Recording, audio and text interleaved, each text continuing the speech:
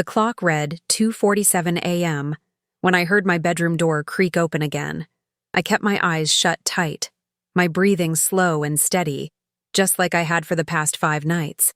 Through my barely open lids, I watched her shadow move across the wall, my daughter-in-law, Sarah, tiptoeing toward my dresser in the dark. My heart hammered so hard I was sure she could hear it. She was wearing those same hospital scrubs she'd had on at dinner, but now there was something different in her hands, something that caught the moonlight from my window. I heard the soft click of my jewelry box opening, then the rustle of papers being moved. But this time, I wasn't just lying there helpless and confused like an old fool. This time, the red light of a hidden camera blinked silently from behind the picture frame on my nightstand, recording every single move she made. My fingers gripped the sheets beneath me as I forced myself to stay perfectly still.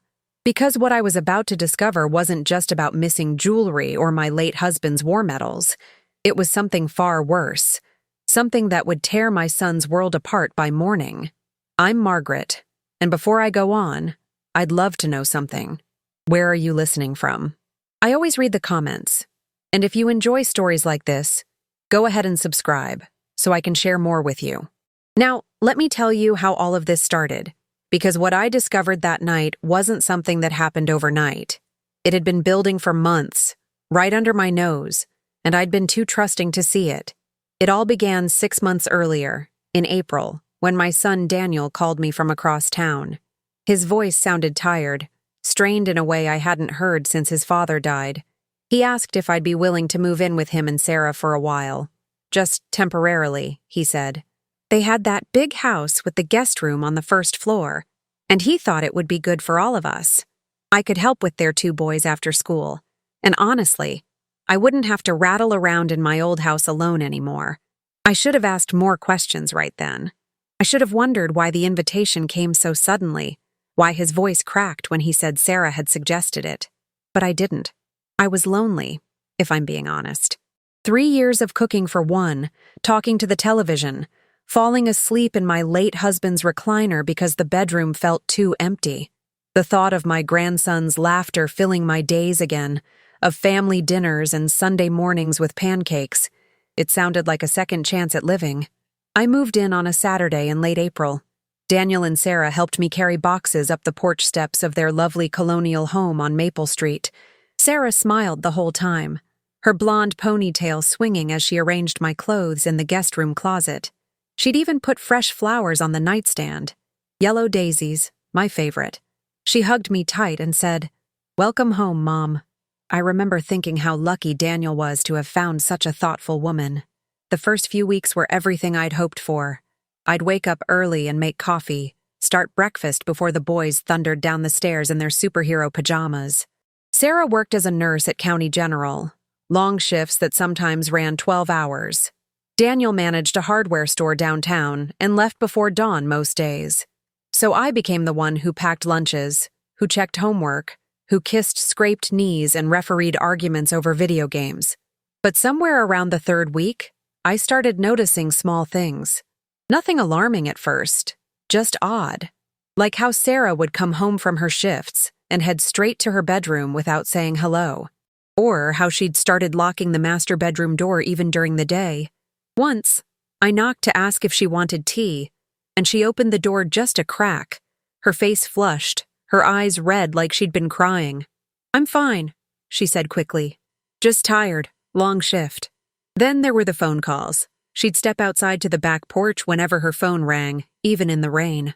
Through the kitchen window, I'd watch her pace back and forth, one arm wrapped tight around her middle, her free hand gesturing sharply as she spoke to whoever was on the other end. When she came back inside, she'd paste on a smile and ask if the boys needed anything, like nothing had happened at all. I told myself it was stress. Nursing was a hard job, and marriage wasn't always easy. Lord knows Robert and I had our difficult seasons too. So I kept quiet, kept helping, kept pretending I didn't notice the tension that seemed to thicken in the house like humidity before a storm. Daniel noticed too, I think, but whenever I asked if everything was all right, he'd just shrug and say, "You know Sarah. She gets overwhelmed sometimes." By June, things shifted again. Sarah started being overly nice to me. Almost too nice.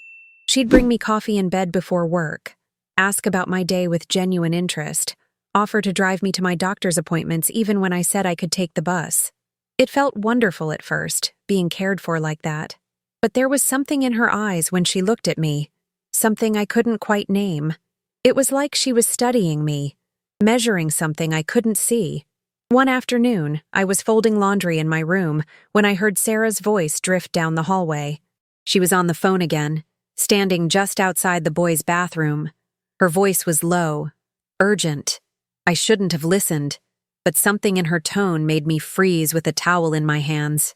"I can't do this much longer," she whispered.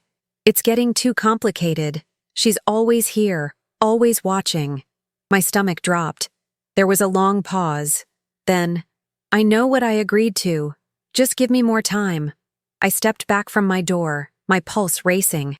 Who was she talking about? Me? What had she agreed to? I stood there for a full minute, trying to steady my breathing, trying to convince myself I'd misunderstood. When I finally stepped into the hallway, Sarah was gone. The bathroom door stood open, empty. I walked to the kitchen and poured myself a glass of water with shaking hands, telling myself I was being paranoid, that grief and loneliness had made me suspicious of nothing. But that night at dinner, I watched her more carefully. The way she smiled at Daniel felt mechanical, rehearsed. The way she touched his shoulder when she passed behind his chair seemed calculated rather than affectionate. And when she looked at me across the table, asking if I wanted more mashed potatoes, her eyes were cold despite the warmth in her voice. Something was wrong. Something was very, very wrong. The next morning I woke up, and my gold wedding band was missing from my nightstand. I always took it off at night and placed it in the small ceramic dish Robert had made me in a pottery class years ago. But that morning, the dish was empty. I searched everywhere. Under the bed, in the sheets, on the floor. Nothing. My heart felt like it was being squeezed in a fist. That ring had been on my finger for 43 years. I'd only started taking it off at night because my knuckles had gotten too swollen. I didn't want to accuse anyone, so I asked casually at breakfast, "Has anyone seen my wedding ring? I can't find it anywhere." Sarah looked up from her coffee, her expression perfectly concerned. "Oh no, Mom. Are you sure you didn't leave it in the bathroom?" Daniel frowned. "I'll help you look after work." But neither of them seemed particularly worried. The boys just kept eating their cereal, oblivious. I spent the whole day tearing my room apart, moving furniture, checking every corner. It never turned up. 3 days later, my mother's pearl earrings disappeared. Then, a week after that, the silver picture frame that held my wedding photo. Each time, I'd search frantically, ask around carefully, and come up empty. I started to feel like I was losing my mind. Maybe I was getting forgetful in my old age. Maybe I'd misplaced things and couldn't remember. Daniel gently suggested I start keeping my valuables in one safe place. Sarah offered to buy me a jewelry box with a lock. Their kindness felt suffocating. But then something happened that I couldn't explain away. I came home from grocery shopping one afternoon and found my bedroom door wide open. I always closed it when I left. A habit from decades of living alone. And there, on my bed, was my late husband's medal case, opened. Robert's Purple Heart, his service medals, his dog tags, all spread out on the comforter like someone had been examining them. My blood ran cold. I called out, but no one answered. Sarah's car was in the driveway. Her shift didn't start until evening. Daniel was at work. The boys were at school. I walked through the house, my heart pounding, checking every room. Everything seemed normal. But when I returned to my bedroom, I noticed something else. The bottom drawer of my dresser, where I kept Robert's letters from Vietnam, was slightly open. I never opened that drawer. Those letters were too precious, too painful to look at casually. I sat on the edge of my bed, staring at those medals, trying to understand. Who had been in my room? Why? And why would anyone go through Robert's things? They weren't valuable in any monetary sense, just priceless to me. My hands trembled as I carefully put everything back in the case and locked it. Then I shoved it under my bed, as far back as it would go. I felt violated. unsafe in what was supposed to be my refuge. That evening, I watched Sarah carefully as she moved through the house getting ready for work. She hummed a tune while making a sandwich, kissed the boys goodbye, grabbed her keys. Everything normal. But when she passed by my open bedroom door, I saw her eyes flick inside, just for a second, scanning. Then she smiled at me. "Have a good evening, Mom. There's leftover lasagna if you get hungry." I smiled back, but my jaw was clenched so tight it ached. After she left, I couldn't shake the feeling. I tried to tell myself I was being irrational, but my gut knew better. Something was happening in this house. Something deliberate and hidden. I thought about talking to Daniel, but what would I say? Your wife is going through my things? She's stealing from me? I had no proof, only missing items and a feeling. He'd think grief had made me paranoid. He'd think I was turning into one of those bitter old women who accused everyone around them. So I decided to wait and watch. I started keeping a list of everything that went missing, with dates. I began noting when Sarah's behavior seemed strange. The locked doors, the whispered phone calls, the way she'd ask me detailed questions about my daily routine. Where did I go? What time did I nap? Did I sleep heavily? At first, I thought maybe she was just being considerate. But the more I paid attention, the more it felt like reconnaissance. Then one night, around 1 a.m., I woke up needing water. My throat was dry. My mouth tasted like cotton. I grabbed my robe and shuffled toward the door, but I stopped when I heard footsteps in the hallway. Soft, deliberate footsteps. Someone was awake, moving carefully, trying not to make noise. I cracked my door open just an inch and peered out into the darkness. A figure moved past. Small, female, wearing what looked like scrubs. Sarah. But she wasn't heading toward the kitchen or the bathroom. She was walking toward the garage. I waited until I heard the garage door close. Then I crept down the hallway in my bare feet. My heart hammered in my ears. Through the small window in the garage door, I could see a light on inside. Shadows moved across the wall. What was she doing out there at 1 a.m.? I stood there for what felt like forever, too afraid to open the door, too curious to walk away. Finally, the light clicked off. I rushed back to my room as quickly as my old legs would carry me and dove into bed, pulling the covers up to my chin. When Sarah came back inside, I heard her pause outside my door. The handle turned slightly, slowly, as if she was checking whether it was locked. My breath caught in my throat. I lay perfectly still, eyes squeezed shut, pretending to sleep. After an endless moment, her footsteps moved away, back toward the master bedroom. I didn't sleep the rest of that night. I just stared at the ceiling, listening to every creak of the house, wondering what I'd stumbled into. The next morning at breakfast, Sarah looked exhausted. Dark circles under her eyes, her movements sluggish as she poured coffee. "Rough night?" I asked, trying to sound casual. She nodded, not meeting my eyes. Couldn't sleep, kept thinking about work stuff. But her hands shook when she lifted her mug, and I noticed a smudge of something on her wrist. Dirt, maybe, or grease. Something you'd get from digging around in a garage at 1 a.m. That afternoon, while Sarah was at work and Daniel was at the store, I went into the garage. I'd been in there 100 times since moving in. It was neat, organized, full of tools and storage boxes and the boys' bikes. But now I looked with different eyes, searching for anything out of place. And there, in the back corner behind some old paint cans, I found a cardboard box that hadn't been there before. It wasn't taped shut, so I lifted the flap and looked inside. My breath left my body in a rush. Inside were my missing things. Not all of them, but enough. My wedding ring, wrapped in tissue paper. My mother's earrings in a small plastic bag. The silver picture frame. And beneath them, things I hadn't even realized were gone. My good fountain pen. A silk scarf Robert had bought me in Paris. A small jade figurine that had belonged to my grandmother. All carefully packed away like someone was planning to move them somewhere else. Or sell them. I backed away from the box, my mind reeling. So I wasn't losing my mind. I wasn't forgetful. Sarah had been taking my things, hiding them in the garage. But why? If she needed money, why not just ask? Daniel did well at the store. They weren't struggling. And why hide them instead of just taking them away? Unless she was waiting for something. unless this was part of something bigger. I put everything back exactly as I'd found it, my hands shaking so badly I could barely fold the flap closed. I walked back into the house and sat at the kitchen table, trying to think, trying to understand.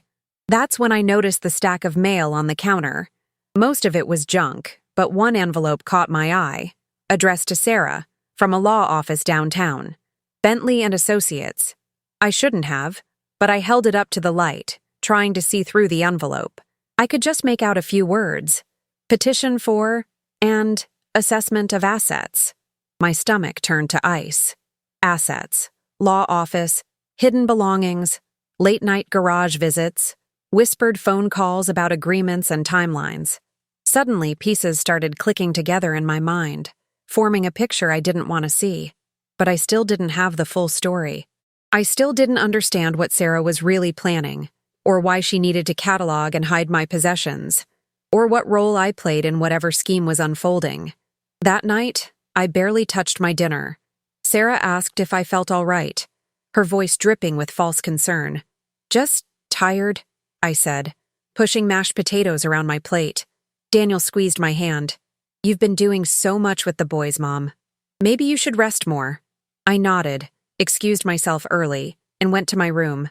I locked the door for the first time since moving in. Then I sat on my bed in the darkness, listening to the house settle around me, wondering what my daughter-in-law would do next. And that's when I made a decision. I wasn't going to confront her yet. I wasn't going to tell Daniel without proof. Instead, I was going to catch her in the act.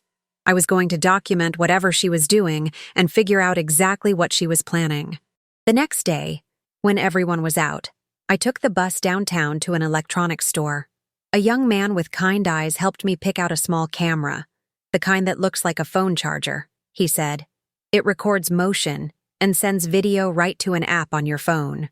I set it up that afternoon, tucking it behind the picture frame on my nightstand, angled toward my dresser and door.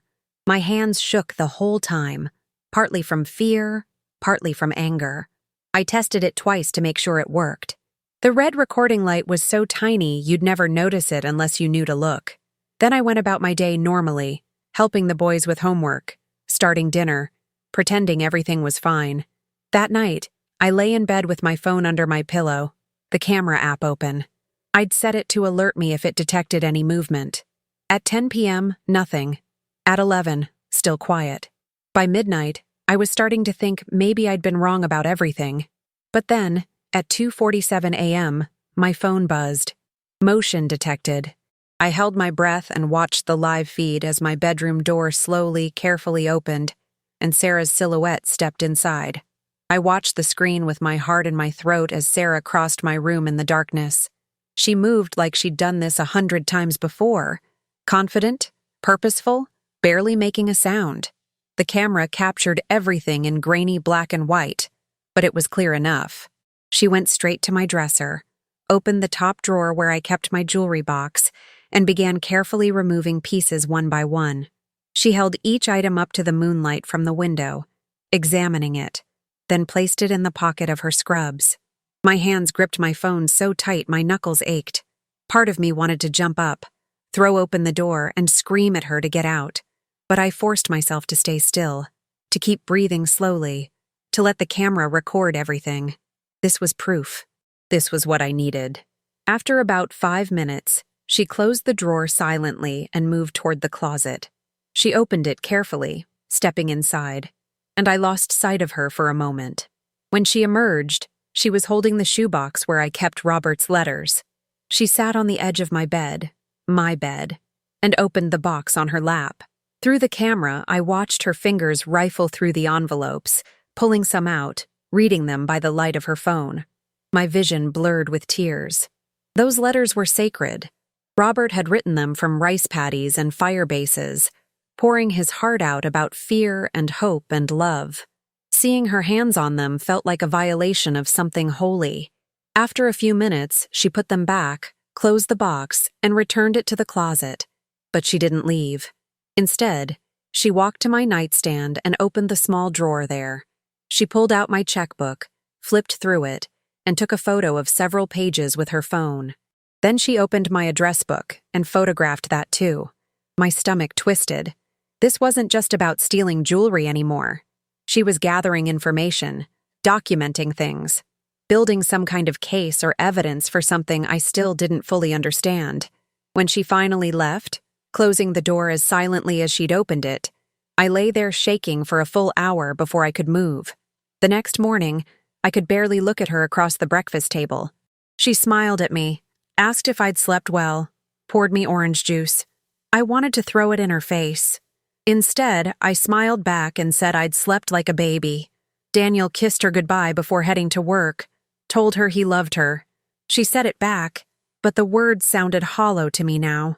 After she left for her shift and the boys caught the school bus, I sat alone in the kitchen and watched the video again. And again, making sure it was real, making sure I hadn't dreamed it. I knew I should show Daniel immediately, but something stopped me. Maybe it was the way he'd looked so tired lately, the weight he seemed to carry on his shoulders.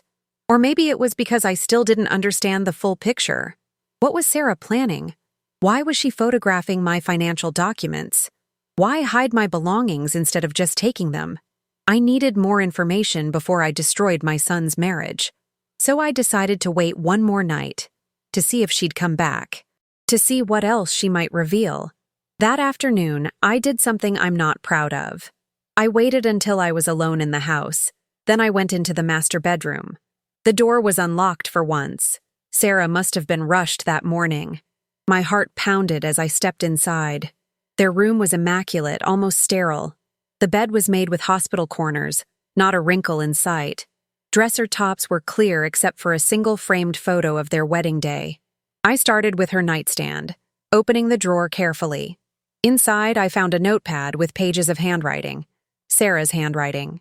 At the top of the first page, it said, Timeline, and below that were dates going back to April, right when I'd moved in. Next to each date were notes. April 28th, moved in, confirmed separate bank account. May 15th, located jewelry, estimated value $2,000. May 30, observed pill bottles in bathroom, blood pressure, anxiety. My hands started shaking so badly I almost dropped the notepad. She'd been documenting me like I was some kind of research subject. I flipped to the next page. More notes, more observations. June 10th. Overheard phone conversation with her sister. Mentioned she has no will. Everything goes to Daniel by default. June 22nd. Confirmed Robert's life insurance paid out $150,000 in 2022. Still in her savings account. I felt sick. This wasn't about my jewelry. This wasn't about stolen trinkets and sentimental items. This was about money. My money.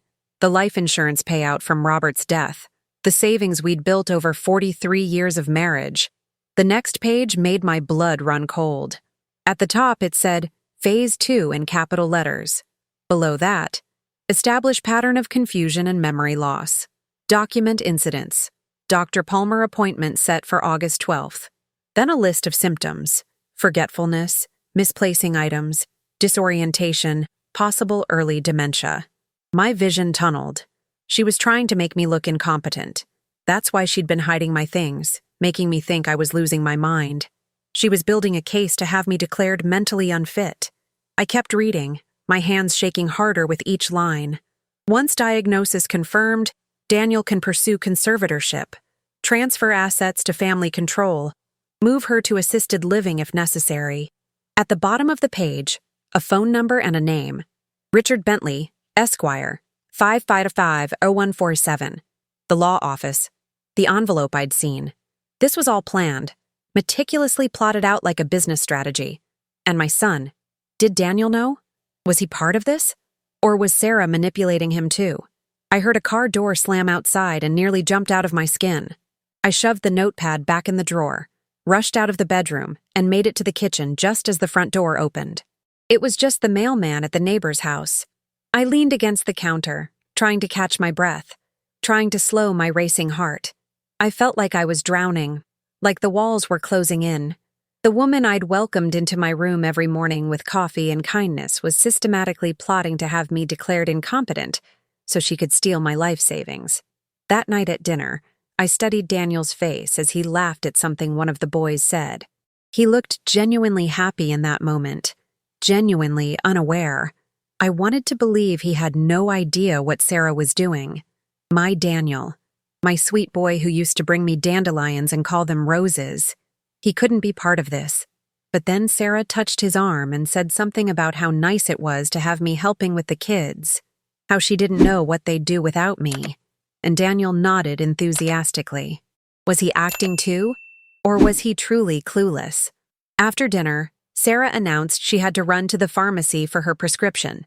She grabbed her purse and keys, kissed Daniel, and headed out. The moment her car pulled out of the driveway, I made a decision. I went to the kitchen junk drawer and pulled out the spare key to their bedroom that I'd seen months ago. Then I went back into their room, this time with purpose. I found the notepad again and used my phone to photograph every single page. My hands were steadier now. I was angry, and anger gave me clarity. But as I was photographing the last page, I heard another car door. My heart stopped. I shoved the notepad back, closed the drawer, and rushed to the window. It wasn't Sarah's car, just a neighbor coming home. But I was done taking risks. I slipped out of the bedroom, returned the key, and went to my own room. I sat on my bed and scrolled through the photos I'd taken, reading each page again slowly. The evidence was damning. But I still needed to know one thing. Was Daniel involved, or was he a victim too? That's when I remembered something. About a month ago, I'd overheard Daniel on the phone in his study late at night. I'd gotten up for water and heard his voice through the door, tense and frustrated. He'd said something like, "I don't know if this is right," and "My mother deserves better." At the time, I'd assumed he was talking about his job or some business deal. But now, those words took on new meaning. Maybe he did know. Maybe he'd been having doubts, but Sarah had convinced him anyway. I couldn't sleep again that night. I lay in the darkness, the hidden camera recording, waiting to see if Sarah would return. At 1:30 a.m., she did. This time, she went straight to the closet and pulled down a box from the top shelf, one I'd never noticed before because I couldn't reach that high. She opened it on my floor and began placing items inside. My pearl necklace, Robert's watch, a silver compact my mother had given me. She worked quickly, efficiently, like she was on a schedule. Then she sealed the box with tape and returned it to the shelf. The next morning, I called my sister Linda in Florida. I hadn't talked to her in weeks, and hearing her voice made me break down. I told her everything. The missing items, the garage box, the notepad, the camera footage, all of it. She was silent for a long moment. Then she said, "Margaret, you need to get out of that house. Today. Come stay with me." But I couldn't. Not yet. Not without talking to Daniel first. Without giving him a chance to explain. "Just promise me you'll be careful," Linda said, her voice thick with worry. "People do terrible things for money." I spent that whole day in a fog. I made lunch for the boys when they came home from school, but I couldn't tell you what I served them. I smiled and nodded when Daniel called to say he'd be late because of inventory. But inside, I was planning. I needed to confront this, but carefully. One wrong move, and Sarah might accelerate whatever she was planning. Or worse, she might hurt me and claim it was an accident. An old woman with memory problems falling down the stairs. Who would question it? That evening, Sarah came home early from her shift. She seemed nervous, distracted. She kept checking her phone, pacing between rooms. At one point, she went into the garage for nearly 20 minutes. When she came back, her face was flushed and there was dust on her scrubs. I pretended to be absorbed in my crossword puzzle, but I watched her from the corner of my eye. Something was happening. Something was coming to a head. Around 9 p.m. after the boys were in bed, I heard Sarah and Daniel arguing in their bedroom. Their voices were muffled, but I could catch phrases. "Daniel, this doesn't feel right." Sarah, "We agreed. We need this." Daniel, "But she's my mother." Sarah, "And she'll be taken care of. Better care than we can give her here." My heart cracked open. So he did know. My son knew what his wife was planning, and he'd agreed to it. The betrayal felt like a physical wound. I went to my room and locked the door. I sat on the bed with my phone and pulled up the videos and photos I'd collected. This was enough. this was more than enough to go to the police, to expose what Sarah was doing. But exposing her meant destroying Daniel's life. It meant my grandsons growing up with a mother in legal trouble, maybe even in prison. It meant our family torn apart forever. Could I do that? Should I? What would you have done in my place? I still ask myself that sometimes. I decided to wait until morning to make my choice. But that night, at 3:15 a.m., I woke to the sound of my doorknob turning. The door was locked, but someone was trying to open it. I lay frozen, holding my breath. The knob rattled again, more insistently. Then I heard Sarah's voice, whisper soft through the door. "Mom, are you awake?" I didn't answer. My heart thundered in my chest. After a moment, her footsteps retreated down the hallway. I grabbed my phone and checked the camera feed. It was still recording. Whatever happened next, there would be proof. The next morning, the house felt different. The air was thick with unspoken tension. Sarah didn't make coffee. Daniel left early without saying goodbye. The boys seemed to sense something was wrong and ate their cereal in unusual silence. I kept my phone in my pocket, my hand wrapped around it like a lifeline. I'd made my decision. I was going to confront Daniel that evening when he came home from work. I was going to show him everything and force him to choose, his mother or his wife's scheme. But Sarah had other plans. Around 10 a.m., she came downstairs dressed in regular clothes, not her scrubs. "No work today?" I asked, trying to keep my voice steady. She shook her head. "Called in sick. I actually wanted to talk to you about something important." She sat down across from me at the kitchen table, her hands folded, her expression serious. My mouth went dry. This was it. Whatever she'd been planning was happening now. "Mom, Daniel and I have been worried about you," she began, her voice dripping with fake concern. "You've seemed so forgetful lately, misplacing things, seeming confused. We think it might be time to see a doctor."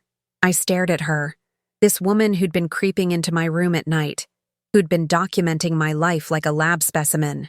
"I feel fine," I said carefully. She nodded, like she'd expected that response. "I know you do, but sometimes we're the last to notice when we're having problems. That's why we made you an appointment." "An appointment?" My voice came out sharper than I intended. She pulled out her phone and showed me a calendar entry. "This Friday at 2 p.m. Dr. Palmer. He specializes in geriatric medicine and cognitive assessment. It's just a precaution, you understand. We love you and want to make sure you're healthy." The way she said it, so reasonable, so caring, made my skin crawl. This was the trap. This was how she'd get her official documentation of my supposed incompetence. I looked at her sitting there, so confident in her deception, and something inside me snapped. Not into anger, but into cold, sharp clarity. I wasn't going to be a victim. I wasn't going to let her gaslight me into thinking I was losing my mind. "Okay," I said calmly. "I'll go to the appointment." Her eyes flickered with surprise, then satisfaction. She thought she'd won. She thought I was going to walk right into her trap like a confused old woman who didn't know any better. But what Sarah didn't know was that I'd already called Linda back that morning. And Linda had given me the name of her lawyer friend in New Jersey, a woman who specialized in elder abuse cases. I'd spoken to her for an hour, sent her all my photos and videos. She'd told me exactly what I needed to do and in what order. She'd also told me something that made my blood boil. What Sarah was planning was called financial exploitation of the elderly, and it was more common than most people realized. That afternoon, while Sarah ran errands and the boys were still at school, I packed a small bag. Not obviously, just essentials. Medications, important documents, some clothes. I hid it in the back of my closet behind my winter coats. Then I went into the garage one last time. I found the box of my belongings sealed with tape, exactly where Sarah had left it. I used my phone to photograph it from every angle, then carefully opened it and photographed the contents. Every item documented. Every piece of evidence preserved. When Sarah returned home with groceries, I helped her put them away like nothing had changed. We talked about dinner, about the boys' upcoming soccer game, about the weather. I played the role of the oblivious, slightly confused elderly mother perfectly, and the whole time, My phone was in my pocket, my sister on speed dial, my exit strategy planned down to the last detail. I just needed to make it through 2 more days. 2 more days until the appointment that Sarah thought would seal her victory, but would instead become her undoing. That night, Daniel came home looking exhausted. He barely spoke during dinner, just pushed food around his plate and answered the boys' questions with one-word responses. Sarah kept glancing at him, her jaw tight, clearly frustrated by his mood. After the boys went upstairs, I saw them arguing again in the kitchen. This time, I crept close enough to hear. "She agreed to the appointment," Sarah was saying. "This is what we need. Why are you backing out now?" Daniel's voice was strained. "Because I keep thinking about what happens after." "Where does it end, Sarah?" "It ends with us financially secure," Sarah hissed. "It ends with your boys going to good colleges and you not working 60-hour weeks at that damn store. Your mother has money sitting in a bank doing nothing. She's going to need care eventually anyway. We're just planning ahead." There was a long silence. Then Daniel said quietly, "She's still my mother." Sarah's response was ice cold. "And I'm your wife. Who are you going to choose?" I didn't wait to hear his answer. I backed away and went to my room, my heart shattered into pieces. That night, for the first time since I'd installed the camera, Sarah didn't come into my room. I lay awake until dawn, watching the feed, but my door never opened. Maybe she felt confident enough now that she didn't need to gather more evidence. Maybe she thought she'd already won. Or maybe Daniel had finally put his foot down. I didn't know. But the silence was somehow worse than the intrusions. It felt like the calm before a storm, like something terrible was building just out of sight. Friday morning arrived gray and drizzly. The appointment was at 2 p.m. Sarah had volunteered to drive me, but I'd insisted on having Daniel take me instead. I told her I wanted to talk to him privately about some mother-son things, and she'd reluctantly agreed. She couldn't refuse without seeming suspicious. So at 1:30 p.m. I got into Daniel's truck with my purse, and we drove toward town in silence. He kept glancing at me, opening his mouth like he wanted to say something, then closing it again. Finally, about halfway to the doctor's office, I said quietly, "I know, Daniel." He frowned. "Know what, Mom?" I pulled out my phone and opened the video folder. "I know what Sarah's been doing. I know about the notepad, the timeline, the plan to have me declared incompetent. I know everything." His face went white. The truck swerved slightly before he corrected it. "Mom, just drive," I said. "But not to Dr. Palmer's office. Drive to the police station. We need to talk to someone about financial elder abuse." The look on his face was something I'll never forget. Shock, shame, fear, and relief all mixed together. His hands gripped the steering wheel so hard his knuckles turned white. "I didn't want this," he whispered. "She convinced me it was the right thing, that you'd be happier somewhere with full-time care, that we could manage your money better. But then it kept getting worse, and I didn't know how to stop it." Tears ran down his face. "I'm so sorry, Mom. I'm so sorry." I reached over and put my hand on his arm. "Then help me stop it," I said. "Right now. Today. Help me make this right." He nodded, wiping his face with his sleeve. Then he turned the truck around and drove toward the police station. As we pulled into the parking lot, my phone buzzed. A text from Sarah. "How's the appointment going?" I looked at it for a moment, then typed back, "About to tell the doctor everything." Then I shut off my phone and followed my son into the building, ready to tell the truth. The police station smelled like burnt coffee and floor cleaner. Daniel and I sat in hard plastic chairs in a small interview room while Detective Morrison reviewed the videos on my phone. She was a woman in her 50s with kind eyes and a no-nonsense demeanor. She watched every clip in silence, her expression growing darker with each minute. When she finished, she set my phone down carefully and looked at me with something like admiration. "Mrs. Patterson, you did everything right. This is textbook elder financial abuse with intent to commit conservatorship fraud." Daniel sat beside me with his head in his hands. He hadn't spoken since we'd entered the building. Detective Morrison turned her attention to him. "Mr. Patterson, I need you to understand something. What your wife was planning is a felony. If you had participated in filing false medical documents or pursuing fraudulent conservatorship, You would be facing charges too. Daniel's voice was barely a whisper. I know. I almost did. God help me, I almost did. The detective nodded slowly. Almost doesn't put you in prison, but it also doesn't make you innocent. She asked us to wait while she made some calls. Daniel and I sat in silence for what felt like hours but was probably only 30 minutes. Finally, he spoke. I should have known better. When she first suggested it back in March, it seemed so reasonable. She showed me articles about how elder care was expensive, how people with dementia often didn't know what was best for them anymore. She made it sound like we'd be helping you. His voice cracked. But you didn't have dementia. She was going to create it, manufacture it. Why did you go along with it? I asked, and I needed to know. My son looked at me with red-rimmed eyes. We're drowning, Mom. The store's barely breaking even. We have $80,000 in credit card debt from when Sarah's father was sick, and we helped with his medical bills. The house payment, the boy's orthodontist, everything just kept piling up. When Sarah said you had $150,000 just sitting there, that you'd want to help us if you knew how bad things were. He trailed off, shame etched across his face. You could have just asked me, I said quietly. If you needed help, Daniel, you could have asked. He shook his head. Sarah said you'd already done enough raising me, that we couldn't burden you again.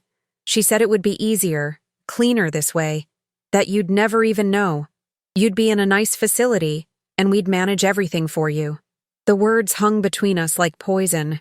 I realized then that Sarah had manipulated him carefully, feeding him just enough guilt and justification to make the unthinkable seem reasonable. Detective Morrison returned with another officer. We're going to need you both to come back Monday morning to give full statements. In the meantime, Mr. Patterson, I strongly advise you not to tell your wife about this visit. Mrs. Patterson, is there somewhere safe you can stay tonight? My heart started racing. Why? What's going to happen? The detective's expression was grim. We're going to get a warrant based on this evidence, but I need the weekend to coordinate with the DA's office. Until then, I don't want her to know we're investigating. Daniel spoke up. She can stay with us. I'll make sure nothing happens. But Detective Morrison shook her head. With all due respect, you're compromised. You've been aware of ongoing criminal activity and didn't report it. The best thing you can do now is cooperate fully and keep your distance from this. She turned to me. Do you have family nearby? I thought of Linda in Florida, but that was too far. Then I remembered. My friend Betty. She lives about 20 minutes from here. I can stay with her. We left the station just after 4 p.m. The appointment with Dr. Palmer had been at 2. We were already over an hour late. My phone, which I'd turned back on, showed 6 missed calls from Sarah and a dozen increasingly frantic texts. Where are you? The doctor's office called.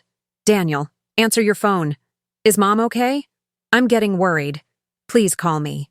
The last one, sent 3 minutes ago. I'm calling hospitals. Daniel looked at the messages over my shoulder. What do we tell her? I thought for a moment. The truth. Part of it, anyway. That I got anxious about the appointment and asked you to take me for a drive instead. That we lost track of time. She'll be angry, but she won't suspect anything. He nodded slowly. And then what? Then you go home and act normal. I'll call Betty to pick me up. I'll tell Sarah I need a few days away to clear my head. Make it seem like I'm confused, overwhelmed. She'll think it plays into her narrative. We drove to a coffee shop and sat in the parking lot. Daniel called Sarah.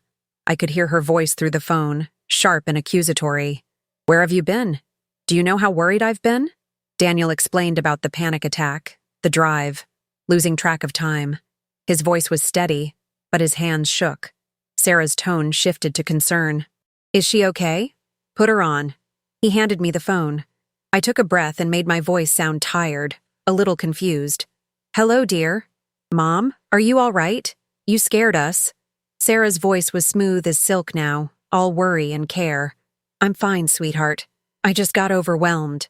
All this talk about doctors and memory problems, it frightened me. I let my voice waver. I think I need a few days away. Clear my head. I'm going to stay with Betty for the weekend. There was a pause. Betty? But Mom, we can take care of you here. I know, dear. I just need some space. To think. You understand. Another pause, longer this time. Of course. Whatever you need. When I hung up, Daniel was staring at me. You sounded just like what she wanted you to sound like. Confused. Fragile. I met his eyes. I've been playing that role for weeks now. Ever since I figured out what she was doing. It was the only way to buy time. He rubbed his face. I don't know if I can go back there tonight and pretend everything's normal. Look her in the eye and not tell her I know she's going to be arrested. I reached across and squeezed his hand. You can. Because you have to. For your boys. They need one parent who doesn't go to jail. Betty picked me up an hour later. She was my oldest friend, a widow like me, sharp as a tack at 78. I'd called her from the coffee shop and given her the abbreviated version. Now, as we drove to her small house on Elm Street, she kept shaking her head. That woman. That absolute snake. And Daniel. I never thought your boy would— He's weak, I said quietly. Not evil, just weak. And desperate. Sarah saw that and used it. Betty snorted. Weakness that almost destroyed you is still weakness worth judging. That night, lying in Betty's guest room, I couldn't sleep. I kept checking my phone, half expecting Sarah to call, to somehow sense that everything was falling apart. But there was nothing except a single text from Daniel at 11 p.m. She seems normal. Talking about rescheduling your appointment. Says she's glad you're taking time to rest. I don't know how she can lie so easily. I typed back. Because she's had practice. Try to get some sleep. Monday will be hard. The weekend crawled by. Saturday morning, Sarah called. Hi, Mom. Just checking in. How are you feeling? I kept my voice soft, slightly confused. Better, dear. Betty's taking good care of me. How are the boys? We talked for 10 minutes about nothing. Soccer practice, what they'd had for breakfast, the weather. She sounded so normal, so caring. If I didn't know what I knew, I would have believed every word. When we hung up, I felt sick. Sunday afternoon, Detective Morrison called. We have the warrant. We'll execute it tomorrow morning at 8 a.m. I want you and your son at the station at 7:30. We may need you to answer additional questions. My mouth went dry. What will happen to her? If she cooperates, she'll be processed and released on bail. If not, she trailed off. Either way, this is going to be difficult. Are you prepared for that? I wasn't sure, but I said yes anyway. Monday morning arrived cold and bright. Betty drove me to the station at 7:15. Daniel was already there, looking like he hadn't slept in days. His eyes were hollow, his face gray. I told her I had early inventory, he said quietly. She was still in bed when I left. The boys were eating cereal. He looked at me with desperate eyes. What's going to happen to my boys, Mom? I didn't have an answer. At exactly 8 a.m., Detective Morrison's phone rang. She listened for a moment, then nodded to us. They're at your house now. My heart hammered in my chest. Daniel stood abruptly, pacing the small room like a caged animal. Should I be there? Should I be with the boys? The detective was firm. No, that's why we timed it for after they left for school. And you being there would only complicate things. So we waited. 20 agonizing minutes. Finally, her phone rang again. They have her. She's being transported now. Daniel sat down heavily, his face in his hands. It's real. This is really happening. I felt a strange mix of relief and sorrow. Relief that the nightmare was ending. Sorrow for what this meant for my family. Did she say anything? I asked the detective. Morrison checked her notes. She denied everything initially. Then, when they showed her the search warrant with the specific items listed, your jewelry, the hidden box, the notepad, she asked for a lawyer. Smart move on her part. An hour later, they brought Sarah into a different part of the station. We didn't see her, but we heard her voice briefly as they walked her past. This is ridiculous. That woman is clearly confused. I was trying to help her. The words echoed down the hallway. Even now, caught red-handed, she was trying to spin it, trying to make me the crazy one. Daniel flinched at the sound of her voice. I married that, he whispered. I brought that into our home, near my mother, near my children. Detective Morrison took our formal statements. Every detail, every date, every video and photo documented and filed. It took 3 hours. When we finally finished, she looked at us both seriously. This is going to get messy. Sarah's lawyer will argue that she was concerned about Mrs. Patterson's well-being. They'll try to paint her as a devoted daughter-in-law who was documenting legitimate concerns. That's why the videos are so crucial. They show intent and deception, not concern. What about the stolen items? I asked. She'll claim she was keeping them safe, that you kept misplacing them. That's the most common defense in these cases. But the notepad kills that argument. The phrase, "establish pattern of confusion," shows clear intent to deceive. Morrison leaned forward. I won't lie to you. This could take months to resolve. There will be court dates, lawyers, testimony. Your family is going to be under a microscope. Are you prepared for that? I looked at Daniel, who looked broken. Then I thought about those nights lying in the dark, watching Sarah steal from me, reading her cold calculations about how to take everything I had. I thought about Robert's letters in her hands, his medals spread across my bed like trophies. I thought about the life she'd planned for me, locked away in some facility, declared incompetent, robbed of my dignity and my independence. Yes, I said firmly. I'm prepared. We left the station around 1 p.m. Daniel drove me back to Betty's house in silence. When he pulled up to the curb, he turned to me with tears streaming down his face. I'm so sorry, Mom. For all of it. For being weak. For listening to her. For not protecting you like I should have. I reached over and cupped his cheek like I used to when he was a boy. You're protecting me now. That's what matters. He shook his head. It almost wasn't enough. If you hadn't figured it out, if you hadn't set up that camera. But I did, I said gently. I'm not as fragile as people think. Not as confused as Sarah wanted me to be. He gave me a watery smile. No, you're not. We sat there for a moment longer. What happens now? He asked. Now you go home to your boys. You tell them the truth in whatever way they can understand. You be the father they need. And you rebuild. He nodded slowly. And us? You and me? I squeezed his hand. We'll rebuild that too. But it's going to take time. Over the next few weeks, the story unfolded exactly as Detective Morrison had predicted. Sarah was charged with attempted financial exploitation of an elderly person, theft, and fraud. Her lawyer argued that she'd been documenting legitimate concerns about my mental health.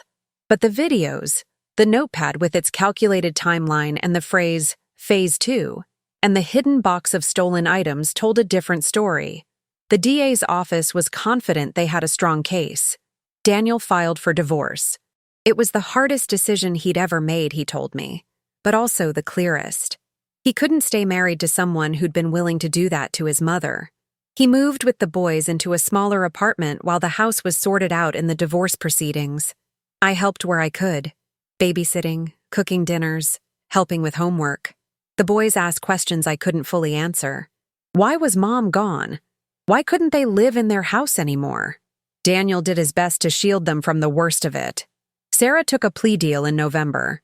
She pleaded guilty to theft and fraud, avoiding the more serious exploitation charge. She was sentenced to 18 months in prison, suspended to 3 years probation, 500 hours of community service, and full restitution for the items she'd stolen. She was also required to undergo counseling. At the sentencing, she read a prepared statement. I let fear and financial stress cloud my judgment. I'm sorry for the pain I caused. She never looked at me once. I moved back into my old house in December. It felt right, being back in the home I'd shared with Robert, surrounded by my own things. Daniel and the boys visited every Sunday for dinner. Slowly, carefully, we began to heal. Daniel started therapy to work through the guilt and betrayal. The boys adjusted to their new normal. And I learned to sleep with my bedroom door unlocked again, though sometimes I still checked the camera feed out of habit before realizing I'd taken it down months ago. 6 months after everything happened, Daniel and I sat on my porch drinking lemonade. It was a warm spring afternoon, the kind Robert had loved. Do you forgive me? Daniel asked suddenly. I looked at my son, graying at the temples now, lines around his eyes that hadn't been there a year ago. I'm working on it, I said honestly.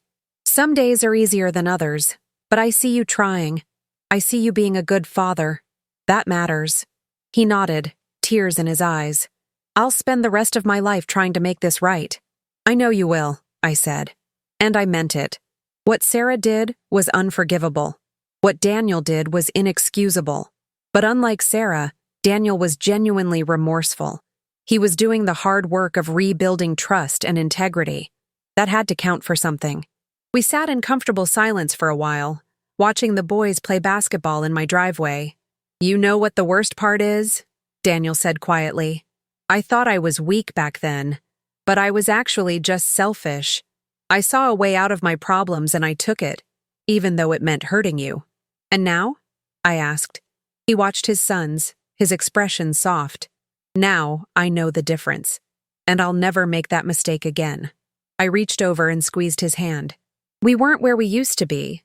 That innocent, uncomplicated love between mother and son. That was gone, broken by betrayal and lies. But we were building something new, something harder earned and more honest. It wasn't perfect, but it was real. And for now, that was enough. Sometimes forgiveness comes when we least expect it, not as a lightning bolt of absolution, but as a slow thaw after a long winter.